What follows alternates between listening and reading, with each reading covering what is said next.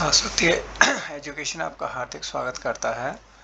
आज हम आप प्रस्तुत कर रहे हैं लैब असिस्टेंट एग्जाम के लिए फिजिक्स में दृढ़पिंड गति की moment of inertia of a disc. एक चकती का जड़त्व आघूर्ण में निकालना है। तो एक चकती लेते हैं हम जिसकी त्रिज्या r है और इसका द्रव्यमान मास m है। इसके moment of inertia about an axis through center of mass and perpendicular to the plane of the disk। तो यहाँ पर हम एक डिस्क देख रहे हैं। तो ये जो डिस्क है इस प्लेन के परपेंडिकुलर एक एक्सिस है जेड एक्सिस। इस जेड एक्सिस के अबाउट हमें मोमेंट ऑफ इनर्शिया निकालना है और ये जेड एक्सिस है इसके सेंटर से गुजर रही है। तो हम क्या करेंगे, एक सेंटर से एक डिस्टेंस r पर एक dr थिकनेस का एक वॉल्यूम कंसिडर करेंगे, मतलब एक रिंग कंसिडर करेंगे। इस रिंग का मास dm होगा। तो इसका जो मोमेंट ऑफ इनर्शिया होगा di, वो लिख सकते हैं di equal to r square into dm, where dm is sigma into da, जहाँ पे sigma mass density per unit area है। तो अगर टोटल मास इसका m है डिस्क का और total area pi R square होता है तो sigma equal to m upon pi R square और area of this elemental ring is 2 pi R into D R. तो यहाँ से हम कह सकते हैं जो इसका एलिमेंटल मास है dm वो हो जाएगा, पाई से पाई कैंसिल आउट करेंगे तो m upon R square 2r D R.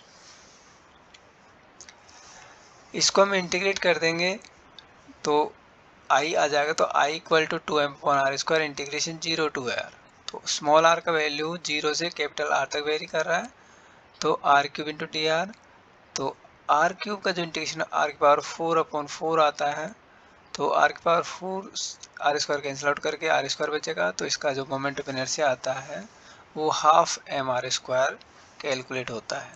तो हम कह सकते हैं कि हमारी जो डिस्क है जिसका रेडियस कैपिटल R है और द्रव्यमान मास कैपिटल M है, उसका जेड एक्सिस के अबाउट मोमेंट ऑफ इनर्शिया जो सेंटर से पास होती है वो हाफ एम आर स्क्वायर होगा। इसी तरह से नेक्स्ट हमारा moment of inertia of the disc about diameter of the disc. तो डिस्क का जो डायमीटर है उसके अबाउट हमें मोमेंट ऑफ इनर्शिया निकालना है। अभी हमने देखा कि जेड एक्सिस जो इसके डिस्क के परपेंडिकुलर है, इस जेड एक्सिस के अबाउट मोमेंट ऑफ इनर्शिया हमने कैलकुलेट कर लिया है। तो हम यहाँ परपेंडिकुलर एक्सिस थ्योरम यूज कर सकते हैं। तो परपेंडिकुलर थ्योरम क्या कहती है कि किसी प्लेन में अगर दो म्यूचुअल परपेंडिकुलर एक्सिस लेंगे, तो यहाँ पे हमने दो परपेंडिकुलर लिए एक्स एक्सिस और वाई एक्सिस, दोनों परपेंडिकुलर है और जेड एक्सिस इसके प्लेन के परपेंडिकुलर है। तो हम कह सकते हैं I Z Z equal to I X X plus I Y Y, और यहाँ पे हमने आई जेड जेड हमने अभी कैलकुलेट किया था हाफ एम आर स्क्वायर, और सिमेट्री से आई एक्स एक्स और आई वाई वाई दोनों इक्वल होंगे। तो हम कह सकते हैं I X X equal to I Y Y equal to I about diameter. यहाँ पे हम वैल्यू पुट करेंगे तो यहाँ से डायमीटर का अबाउट मोमेंट ऑफ इनर्शिया आता है 1/4 एम आर स्क्वायर। तो हम कह सकते हैं किसी भी डायमीटर के अबाउट डिस्क का जो मोमेंट ऑफ इनर्शिया होगा वो 1/4 एम आर स्क्वायर के बराबर होगा। अब हम देखेंगे moment of inertia of the disc about the tangent parallel to the axis of the disc. हमने जो डिस्क कंसीडर किया है उसके सेंटर ऑफ मास से पास होने वाली जो एक्सिस है उसके पैरेलल इस डिस्क का जो टेंजेंट लाइन है, इस लाइन के अबाउट हमें मोमेंट ऑफ इनर्शिया कैलकुलेट करना है। तो यहाँ पे हम पैरेलल एक्सिस थ्योरम यूज कर सकते हैं। तो पैरेलल एक्सिस थ्योरम क्या कहती है कि दो पैरेलल एक्सिस होंगे तो उनके अबाउट अगर एक एक्सिस सेंटर ऑफ मास से पास होती है तो सेकंड वाली एक्सिस का मोमेंट ऑफ इनर्शिया होगा I parallel equal to I C M plus M D square, जहाँ पे m इस डिस्क का मास है और d दोनों एक्सिस के बीच का डिस्टेंस है। तो यहाँ पे जो बीच का डिस्टेंस है वो कैपिटल R के बराबर है, और ICM हमने अभी half M R square calculate किया था। तो यहाँ से हम कह सकते हैं टोटल मोमेंट ऑफ इनर्शिया हो जाएगा इस एक्सिस के अबाउट वो half M R square plus M R square, that is 3/2 M R square होगा। तो हम कह सकते हैं कि जो डिस्क की एक्सिस है उसके पैरेलल जो टेंजेंट लाइन है उसके अबाउट मोमेंट ऑफ इनर्शिया वो 3/2 mr² होगा। नेक्स्ट है हमारा moment of inertia about the tangent parallel to the diameter of the disc. तो डिस्क का जो डायमीटर है उसका पैरेलल जो टेंजेंट लाइन है, इस लाइन के अबाउट हमें मोमेंट ऑफ इनर्शिया निकालना है। तो यहाँ भी हम पैरेलल एक्सिस थ्योरम यूज कर सकते हैं। तो यहाँ पे जो सेंटर ऑफ मास के अबाउट मोमेंट ऑफ इनर्शिया होगा ICM, वो इस डायमीटर के अबाउट होगा, और वो हमने अभी 1/4 mr² कैलकुलेट किया था। और यहाँ पे जो d का वैल्यू है वो भी कैपिटल R के बराबर है। तो यहाँ पे वैल्यू पुट करेंगे तो I = 1/4 mr² plus mr², that is 5/4 mr² होगा। तो हम कह सकते हैं कि इस डिस्क का मोमेंट ऑफ इनर्शिया इस टेंजेंट लाइन के अबाउट जो भी की डायमीटर के पैरेलल है, वो उसका मोमेंट ऑफ इनर्शिया 5/4 mr² होगा। अब हम एक क्वेश्चन देखते हैं जिसमें क्वेश्चन है from a circular ring of mass m and radius r, an arc corresponding to a 90-degree sector is removed. The moment of inertia of the remaining part about an axis passing through the center of the ring perpendicular plane of the ring is. तो यहाँ पे हमें एक ring दिया हुआ है जिसका mass capital M है और रेडियस कैपिटल R है। तो हम कह सकते हैं कि इस रिंग से 90 डिग्री सेक्टर पे, मतलब क्वार्टर पार्ट हम कट कर देते हैं तो 3/4 पार्ट बचेगा। तो उसके about moment of inertia 1/4 mr² होगा, या 1/8 mr² होगा, या 3/4 mr² होगा, या 7/8 mr² होगा। तो हम इसको कैलकुलेट करने के लिए हम क्या करेंगे, हम एक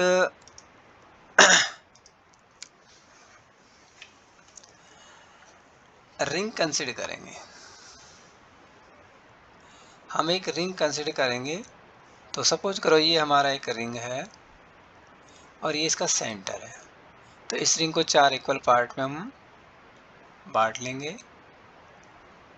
तो इन 4 इक्वल पार्ट में से हमने कोई एक पार्ट रिमूव कर लिया। सपोज हमने ये वाला पार्ट हमने रिमूव कर दिया।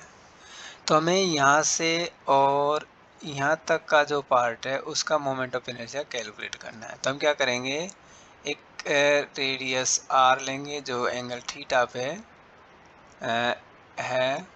तो इस एंगल थीटा पे हम एक डी थीटा एलिमेंट लेंगे। तो इस डी थीटा की वजह से जो मास जनरेट होगा वो dm मास होगा, और ये जो dm मास होगा उसके जो डिस्टेंस है यहाँ से डिस्टेंस कैपिटल R के बराबर है। तो यहाँ से हम कह सकते हैं ये जो dm मास होगा उसका मोमेंट ऑफ इनर्शिया हम निकालेंगे इस एक्सिस के अबाउट। तो वो di = dm इंटू r² के बराबर होगा। अब यहाँ पे जो dm का वैल्यू पुट करेंगे तो dm का वैल्यू क्या होगा, लैम्डा इंटू dx। तो आप कह सकते हो dm = लैम्डा इंटू dx। तो लैम्डा का जो वैल्यू होगा वो तो m टोटल, इसका टोटल मास m है और टोटल लेंथ इसका 2πr होगा। तो m/2πr होगा, और इसका जो dx है वो r d थीटा होगा। तो यहाँ से r से r कैंसिल आउट करेंगे तो हम कह सकते हैं dm =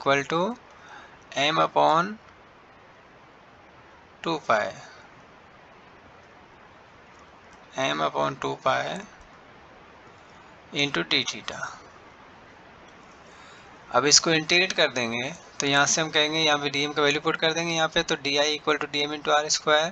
तो दिस इक्वल टू dm का वैल्यू हो गया m/2π r² d थीटा। इसको हम इंटीग्रेट कर देंगे तो इंटीग्रेशन करेंगे, इंटीग्रेशन लिमिट कहाँ से कहाँ तक है, 0 से लेके और 3π/2 तक लेंगे।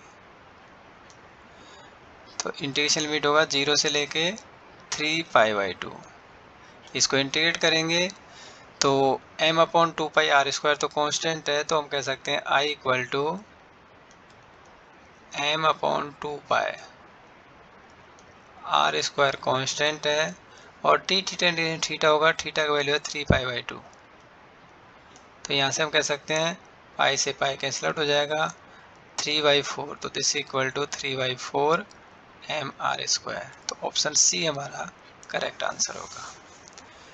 इसी तरह से अगर हम नेक्स्ट क्वेश्चन देखेंगे तो नेक्स्ट क्वेश्चन है two disc of moment of inertia I1 and I2 about their respective axis normal to the disc and passing through the centre and rotating with angular speed omega 1 and omega 2 are brought into contact face to face with their axis of rotation constant.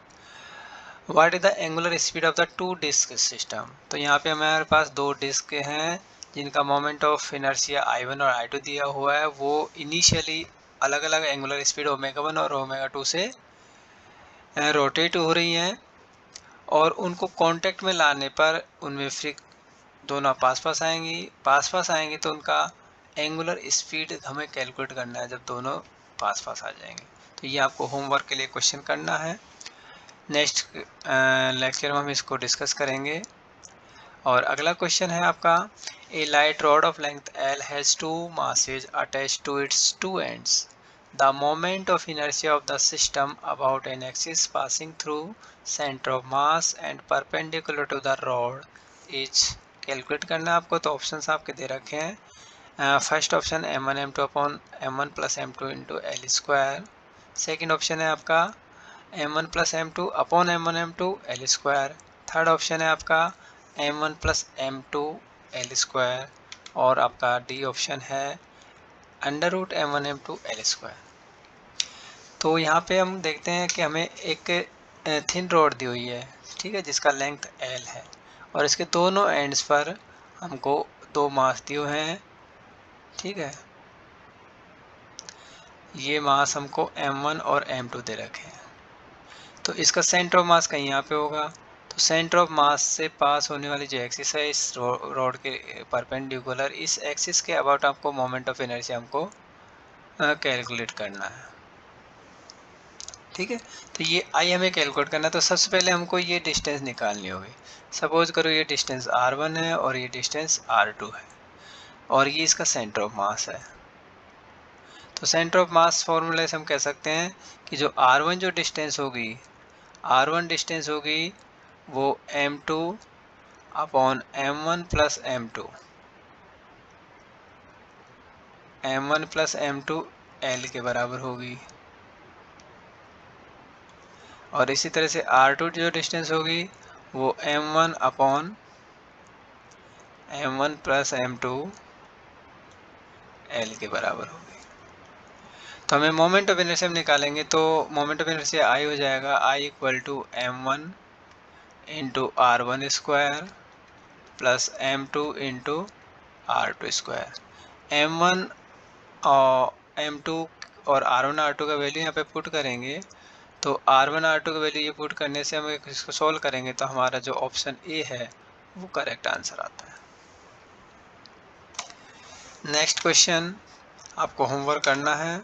Question है from a disc of radius r and mass m a circular hole of diameter r whose rim passes through the center of each cut, the moment of inertia of the remaining part of the disc about a perpendicular axis passing through the center is आपको calculate करना है। तो इसके option दे रखे हैं 13/32 mr square, 11/32 mr square, 9/32 mr square, 15/32 mr square. तो ये question आपको होमवर्क के लिए है और इसका आंसर हम आपको बता देते हैं। आंसर आता है 13/32, मतलब ऑप्शन ए हमारा जो है वो करेक्ट आंसर है। ऑप्शन ए हमारा इसका करेक्ट आंसर है, लेकिन ये आपको होमवर्क करना है, हम इसको डिस्कस नहीं करेंगे। नेक्स्ट क्वेश्चंस, क्वेश्चन नंबर 5 है solid cylinder of mass 20 kilogram rotates about its axis with angular speed 118 per second. The radius of the cylinder is 0.25 meter. What is the kinetic energy associated with the rotation of the cylinder? तो यहाँ पे हमें kinetic energy निकालना है। तो kinetic energy होता है kinetic energy K equal to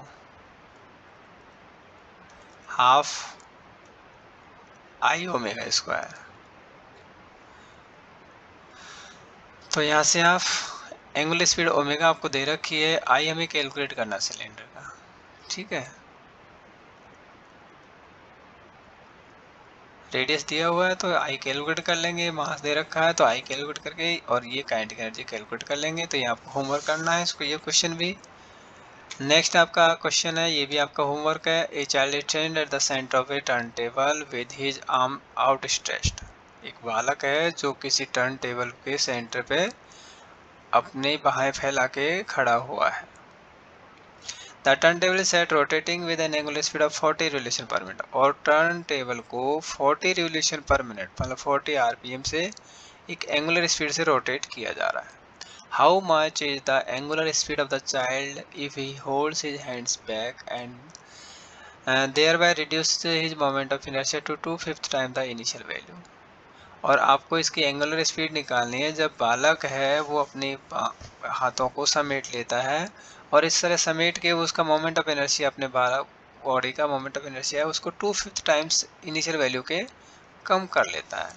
तो assume that the turn table rotates without friction show that the child's new kinetic energy of rotation is more than the initial kinetic energy of the rotation। तो इससे आपको, अगर हम friction को neglect करते हैं तो आपको ये शो करना है कि जो बालक है उसकी जो नई काइनेटिक एनर्जी है वो पहले वाली से ज़्यादा होगी। ठीक है, तो आप इसको रीजन भी बताना आपको कि काइनेटिक एनर्जी इंक्रीज क्यों हो रही है उसकी। तो ये आपका होमवर्क क्वेश्चन है। आई थिंक ये वीडियो आपको पसंद आया होगा, तो इसे लाइक और सब्सक्राइब ज़रूर करें। आपके जो भी कमेंट्स हैं वो हमें शेयर करें और इस वीडियो को अधिक से अधिक लोगों तक शेयर करें ताकि ज़्यादा से ज़्यादा लोग इसका फ़ायदा उठाएं। Thank you.